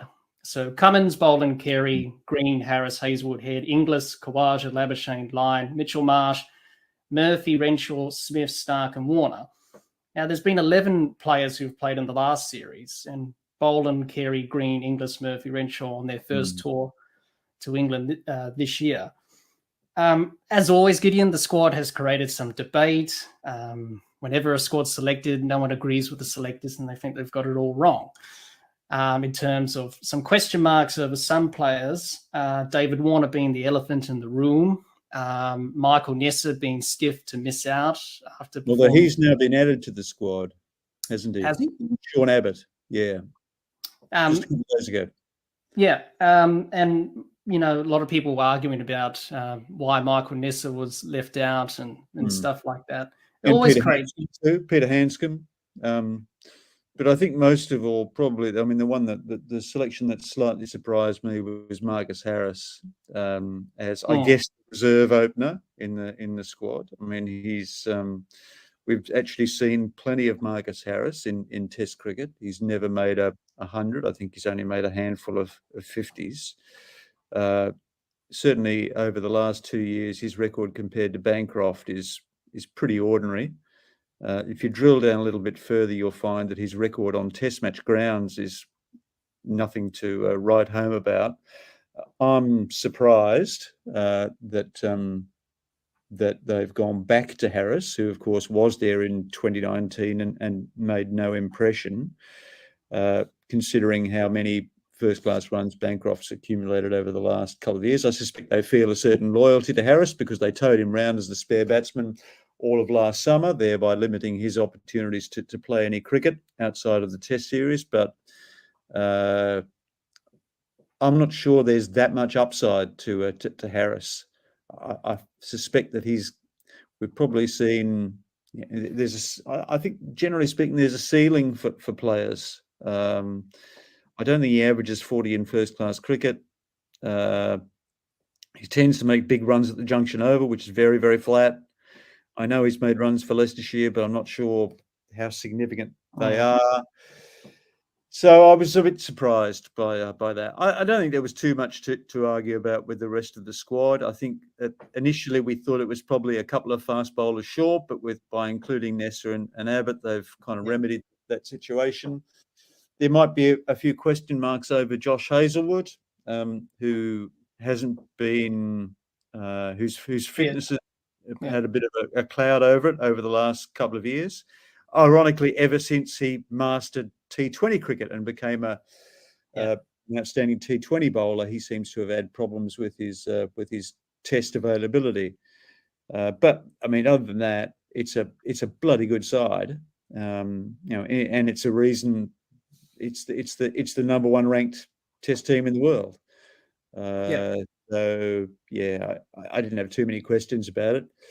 I think there are more questions probably going over England. And they've played fantastic cricket over the last year since the change of management. Again, not huge change in actual manpower.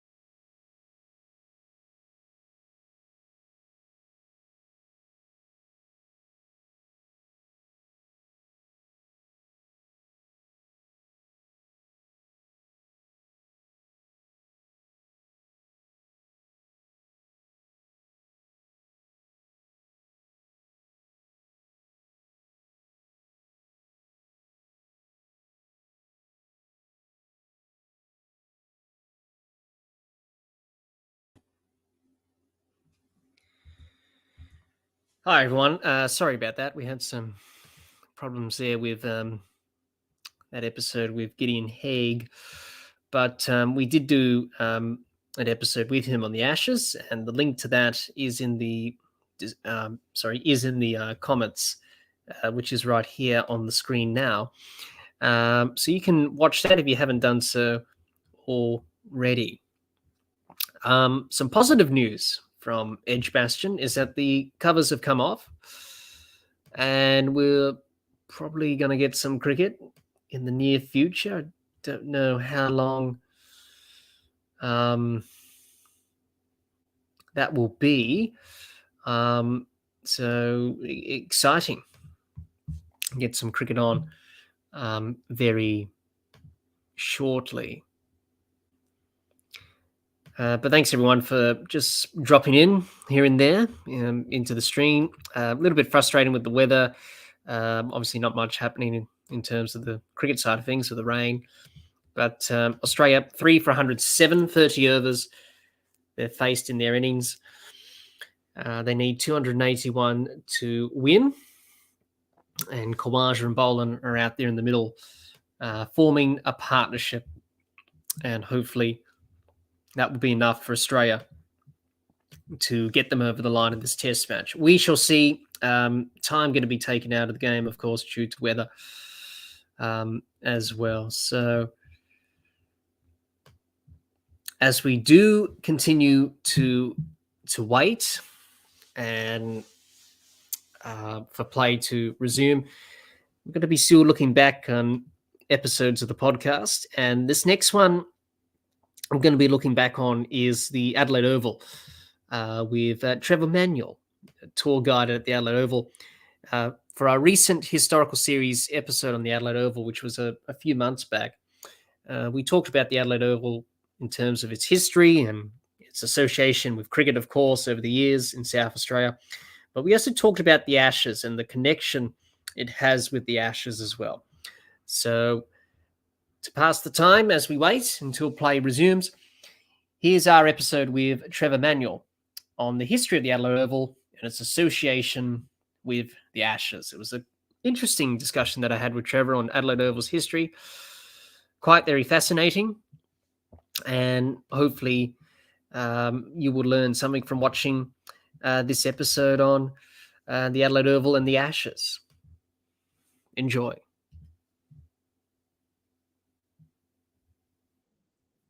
Podcast. Remember to like, share, comment, subscribe, and click the bell to make sure you get the latest episodes of the podcast. Be sure to like and share our Facebook page and follow us on Twitter and on Instagram. Now, Trevor, let's talk about the Ashes and its connection to the Adelaide Oval. Seeing that the Ashes are on later this year in England, we might as well talk about the Ashes because the Adelaide Oval has a strong connection with Ashes cricket over the years. It's witnessed many great moments in Ashes cricket that have happened in its history. And the Ashes is full of history. It stretches over 141 years since 1882. And as you mentioned earlier, Trevor, the first Test match that was played at Adelaide Oval was Australia-England. And that was in 1884, and that was the first official Test, as we mentioned earlier. England won by 8 wickets. Australia were bowled out for 243 and 191. England 369 all out and were chasing 66 to win, and they did it with ease, finishing on 2 for 67. And England went on to win the 1884-85 Ashes series in Australia, 3-2 in the best of 5. And that was a couple of years after that Test match at the Oval in 1882, where it gave birth to the Ashes legend, which Australia won that Test match by 7 runs in 1882. And Fred the Spoffer Demon took 14 wickets for the match. He got 7 in both innings. And Australia won by 7 runs. It was a close game in the end. So, Trevor, tell us the history of the Ashes with Adelaide Oval. What's its connection over the years? Okay, well, as I said, the first Test, 1884. Since then, there's been 81 Tests at Adelaide Oval, and 33 of those have been Ashes Tests. So nearly half the Tests at Adelaide Oval have been Ashes Tests. Australia have done pretty well at Adelaide Oval. I think of the 33 games, we've won 19, lost 9 and drawn 5, I think. That golden period of Giffen and Darling and Hill and Ernie Jones was a great period for Ashes cricket. I think we won 5 straight games of Ashes cricket at Adelaide Oval in those days, and that hasn't been surpassed since. We've never managed to string together 5 in a row since then. But it's certainly a big event on Adelaide's sporting calendar, an Ashes Test, and it holds the record for the biggest attendances at Adelaide Oval. The recent Ashes series, we just managed to pip the attendance records from the Bodyline series. So, you know, the record stood from the 1930s up until a few years ago. So Adelaide still loves its Ashes Tests, and it's seen as it is the spiritual home of the Barmy Army. It's where they actually first had their T-shirts printed. So, there's the English supporters really have a connection with Adelaide Oval and Ashes cricket as well. Absolutely. As you mentioned, so many great moments and Test matches over the years. And let's talk about some of those great Ashes moments at Adelaide Oval over the years, because there's so many. To name a few, the Bodyline Test, of course, 1932-33. We'll talk about that in a moment. Okay. Because that's quite an interesting subject to talk about. And Adelaide Oval was in the centre of the tensions rising. So we'll talk about that in a minute. Dennis Lillee in 1970-71 made his Test debut at Adelaide Oval against England. He took 5 for 84 on debut. So he's on the honours board on debut at Adelaide Oval in Test matches. Mark Waugh's Test century on debut in 1990-91, scoring 138 in that Test match. Amazing Adelaide, 2006-7. Who can remember that? Shane Warne bowling Australia to victory and Michael Hussey hitting the winning runs through cover for Australia to win that amazing Test match. Mitchell Johnson taking 7 for 40 in 2013-14. Arguably one of the best spells of bowling I've ever seen in my time of watching the game. And that was a very good performance from him. And South Australia's own Test player, Greg Blewett, scoring a Test century on debut in the 1994-95 Ashes series.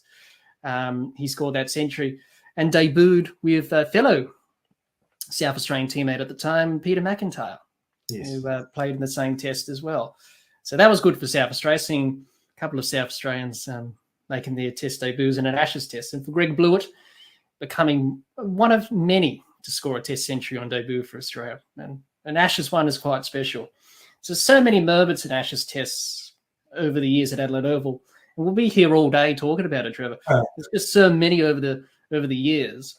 So, Trevor, in your opinion, sorry?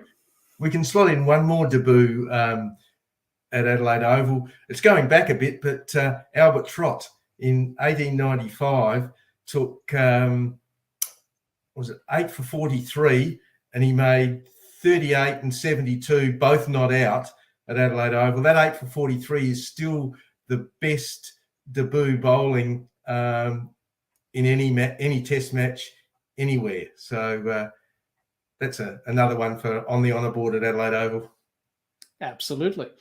So, in your opinion, Trevor, what do you consider to be the greatest Ashes moment at Adelaide Oval? You had to choose of your time of watching cricket. What's your best moment in Ashes cricket at the Adelaide Oval? Oh, I was going to say the greatest Ashes test at Adelaide Oval would have to have been the bodyline test, but I didn't watch that one. I guess it's difficult. There's that many events that have happened at Adelaide Oval, and you've mentioned a few of them that come to mind.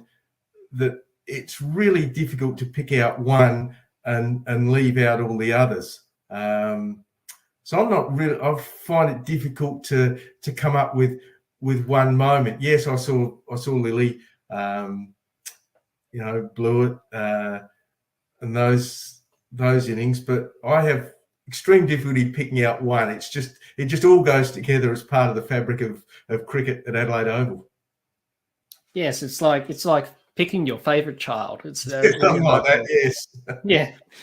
But if I had to choose one, probably Amazing Adelaide, 2006-07, hands down, probably the best moment I saw. Shane Warne, the late Shane Warne, of course, bowling non-stop from the cathedral end at the Adelaide Oval, the scoreboard end, for those who don't know. Bowled for 2 sessions and a bit straight from that end, and bowled Australia to victory, really, and Australia were chasing 160 odd to win and won on the final session in the closing moments. So that's probably have to be the best for me personally. But as you said, there's so many moments, it's very hard to choose. They all are worthy of being the best at Adelaide Oval, but there's so many to choose from in Ashes cricket and in Test cricket as well.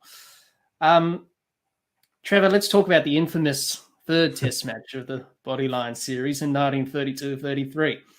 One of the most difficult periods in Ashes cricket history. In particular, the third Test at the Adelaide Oval, where there was a potential riot. Riot police were called. The crowd were displeased when Australian captain at the time, Bill Woodford, got struck over the heart while batting. And Australian wicketkeeper Bert Oldfield was struck on the head while batting. The riot never eventuated, thank goodness. And England won the Test by a whopping 338 runs, and they won the series 4-1 in the best of 5. So, Trevor, tell us about that Test match and why there were concerns of a potential riot that was going to happen at Adelaide Oval that day. Well, the two sides came to Adelaide 1-1 in the series, so it was a crucial test in the series. And unfortunately, the Adelaide crowd didn't really take to the English captain, Douglas Jardine, very well at all.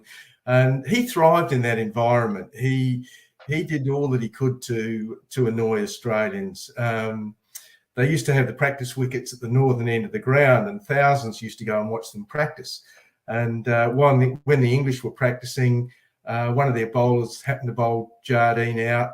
The 4,000 people that were there all cheered. So he went to Saka and got the ground cleared. He didn't like that very much. So there was a fair bit of animosity there to start with. And then, of course, the incident where the two players got hit during the match. Firstly, Bill Woodfull and then Bert Oldfield. Bill Woodfull and Bert Oldfield. Neither of those were actually using a bodyline field.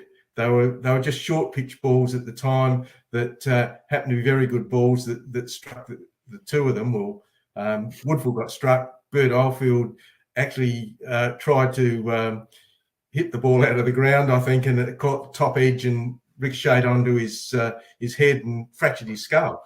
But what I think really upset the crowd with the Bill Woodfull one was after he was struck, Jardine called out to his bowler, in a voice that everyone around the ground heard, "Well bowled, Harold." And of course, Bill Woodfield was something of a hero in Australia, so that didn't go down well with the crowd, and that's where the tensions rose. The extra police were called, and it looked as if it could get really nasty. And in fact, I think Wisden has labelled the bodyline test as the nastiest test ever played.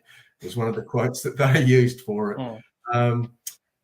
And at night, one of our ground staff at the Adelaide Oval was actually stationed out on the pitch with a shotgun or a rifle, had to guard the pitch because they were really worried that someone would get that upset with the way the play was going. They'd try and disrupt the match by going out and damaging the pitch. So that the gun that was used is actually on display in the bodyline bar at Adelaide Oval, where the groundsman did that. But yeah, so it was the tensions really rose.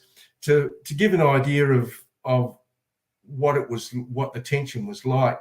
Evidently, Harold Larwood, while he was in Adelaide, went to the movies one night here, and he sat down in the movies, and behind him sat a woman and her young son, and he heard the woman say to her young son, "Oh, that's Harold Larwood, the English fast bowler, sitting in front of you." And the lad turned to his mum and said, "But mummy, he doesn't look like a murderer."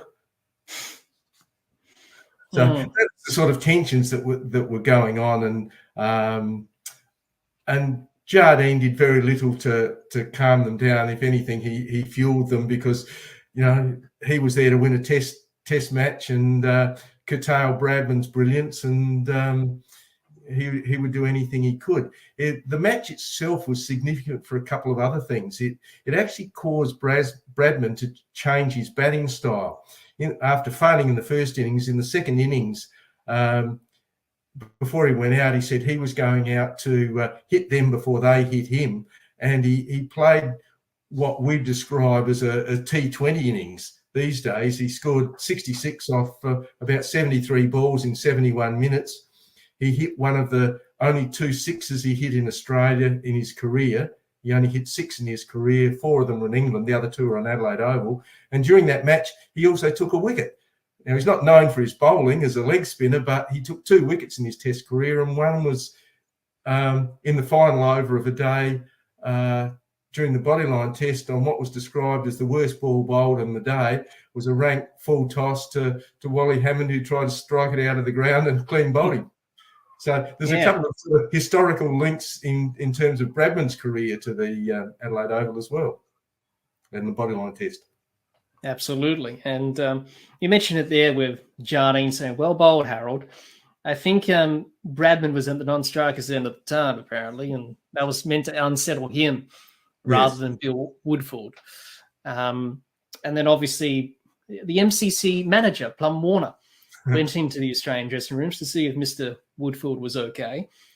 And I think Bill Woodfield reportedly replied, "I don't want to see you, Mr. Warner. There are 2 sides out there. One is trying to play cricket. The other is not." Yeah, he later added, "The game is too good to be spoiled. It's time for some people to get out of it." And that was really the first inkling of Bill Woodfield not being pleased with Bodyline, because he was quite a very calm, reassured person.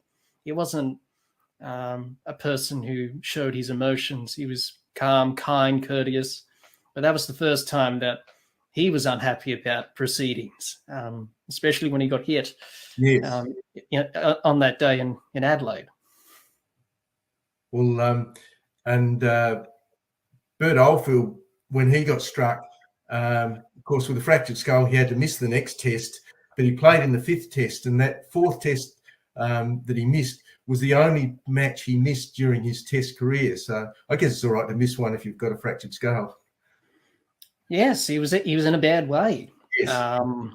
After that, and he, as you mentioned, had a fractured skull and had to miss the next test, which was in Brisbane at the Gabba, which England won by 6 wickets. Yes. And the only test that Australia won was the second test, and that was in Melbourne, where they won by 11 runs. And as you said, the series was 1-1 heading into Adelaide, and then England won by 338 runs, and nearly a potential riot that eventuated at Adelaide Oval. But thank goodness it didn't happen. But it's one of those talking points, isn't it? Yes. That often people talk about with Bodyline. And that's where it really got fired up. And obviously Bradman, had an effect on him. 396 runs in the series, average of 56. One century, which came in Melbourne in the second test. He didn't play the first test. He was ill in Sydney. So he came back for the second test in Melbourne. He batted for 185 minutes and got out for a golden duck in the first innings by Bill Bowes, England bowler, got bowled. And then in the second innings, he got 103 not out. So he managed to score a century against that type of bowling and facing Larwood and all that. But understandable from Jardine to do that, because in 1930 he had a very wonderful series, 974 runs and an average of 139. So it's a big difference between 1930 and 1932-33. So if his name was, sorry? If his name wasn't Bradman, a 56 average in a test series wouldn't be too bad. No, it's not. It's pretty good, but Bradman standards, it wasn't. It was quite underwhelming. Yes. But, Jardine leapt up from watching the film footage from 1930 at the Oval, and he said, I've got him. He's yellow. In the end, it sort of worked, really. The Australians couldn't cope with Bodyline, and England went on to win the series and get the Ashes back, because they lost them in 1930 after they got them back in 1928-29 when Bradman made his debut in that. Unfortunately, Jardine had the fast bowlers who could do what they needed to do. Yes, and I think some of the English batters said, if Australia did this to us, that wouldn't be nice to do that. But it's an interesting talking point in Ashes cricket history. Yes, the Bodyline, and people still talk about it to this day, and especially when referring to Adelaide Oval in that third Test match on that occasion. Hi everyone, hope you enjoyed our historical series episode, looking back at the history of Adelaide Oval with Trevor Manuel, ambassador and tour guide at Adelaide Oval. If you are interested in visiting Adelaide Oval or visiting the Bradman collection, head over to the Adelaide Oval website, which is in the description of this episode.